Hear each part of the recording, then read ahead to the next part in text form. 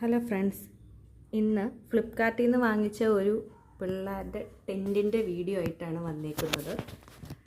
ഇതൊരു പ്ലേയിങ് ടെൻറ്റാണ്. 320 രൂപയാണ് ഞാൻ മേടിച്ചപ്പോൾ ആയത്. ചില സമയങ്ങളിൽ വ്യത്യാസങ്ങളുണ്ടാവാം കേട്ടോ. ഇത്രയും ഒരു 4 വയസ്സുള്ള കൊച്ചിൻ്റെ പൊക്കത്തിനനുസരിച്ചുണ്ട്. ഇങ്ങനെ വരും ഇതിൻ്റെ ലുക്ക്. ഇത് മേടിച്ച സമയത്ത് ഇതിൻ്റെ അൺബോക്സിങ്ങും ഇതെങ്ങനെയാണ് പ്രിപ്പയർ ചെയ്യുന്നതെന്നുള്ള വീഡിയോയൊക്കെ എടുക്കണമെന്ന് വിചാരിച്ചതാണ്. പക്ഷെ അന്ന് സാധിച്ചില്ല. ഇപ്പോൾ വീഡിയോ എടുക്കാമെന്ന് ഓർത്തു. കുറച്ച് നാൾ യൂസ് ചെയ്തു. ഇതിൻ്റെ മെറ്റീരിയൽ എന്ന് പറഞ്ഞിട്ടുണ്ടെങ്കിൽ ഇങ്ങനത്തെ ഒരു മെറ്റീരിയലാണ് കേട്ടോ. നമ്മുടെ ടെൻറ്റിനൊക്കെ വരുന്ന കൂട്ട് ആ ഒരു മെറ്റീരിയലാണ്. പിന്നെ ഇവിടെ പിടിപ്പിക്കുന്ന സാധനം അതെല്ലാം ആ ബ്രോഷർ, ഇത് മേടിക്കുമ്പോൾ ഉള്ള ബ്രോഷറിനകത്ത് കറക്റ്റായിട്ട് പറയുന്നുണ്ട് ഇതെങ്ങനെയാണ് അറ്റാച്ച് ചെയ്യേണ്ടതെന്നൊക്കെ ഉള്ളത്. അതനുസരിച്ച് ചെയ്താൽ മതി, നമുക്ക് കറക്റ്റായിട്ട് കിട്ടും. ഇങ്ങനെയുള്ള കുറച്ച് ട്യൂബ്സ് കണ്ടോ. ഇങ്ങനെയുള്ള നമ്മുടെ PVC പൈപ്പ് പോലത്തെ കുറച്ച് ട്യൂബ്സും ഇങ്ങനത്തെ ജോയിൻസൊക്കെ ഉണ്ട്. കളറിനനുസരിച്ച് അതൊക്കെ പിടിപ്പിച്ചാൽ ഈ ഷേപ്പ് കിട്ടും. ഇത് മേടിച്ച സമയത്ത് ഇത്രേ ഉണ്ടായിരുന്നുള്ളൂ. ഇതിൻ്റെ നമ്മുടെ എന്നാ പറയണ്ടേ, ഈ വാതിലിൽ വരുന്നത് അത്രേ ഉണ്ടായിരുന്നുള്ളൂ. ഇത്രയും ഞാനത് കുറച്ചും കൂടെ കയറ്റി കട്ട് ചെയ്തു. കാരണം അവൾക്ക് ഇതിൻ്റെ ഉള്ളിൽ കയറാനും ഇറങ്ങാനും ഉള്ള എളുപ്പത്തിന് വേണ്ടി, പിന്നെ നമുക്ക് കാണുകയൊക്കെ ചെയ്യാമല്ലോ. അതുകൊണ്ട്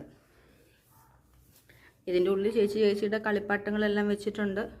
നമ്മുടെ പില്ലോ, വായിക്കാൻ അക്ഷരങ്ങളും എല്ലാം ഉള്ളൊരു പില്ലോ. ഞാൻ അതിൻ്റെ വീഡിയോ നേരത്തെ ചെയ്തിട്ടുണ്ട്. അത് ഇവിടെ ഇരിപ്പുണ്ട് കേട്ടോ. കുറേ നാളായി അത് മേടിച്ചിട്ട്. ഇങ്ങനെയൊക്കെയാണ് ഇതിൻ്റെ ഉള്ളിൽ വരുന്നത്. ഇത് മേടിച്ച ഗുണം എന്നാന്ന് വെച്ചാൽ ചേച്ചി ഇതിൻ്റെ ഉള്ളിലിരുന്ന് അങ്ങ് കളിച്ചോളും.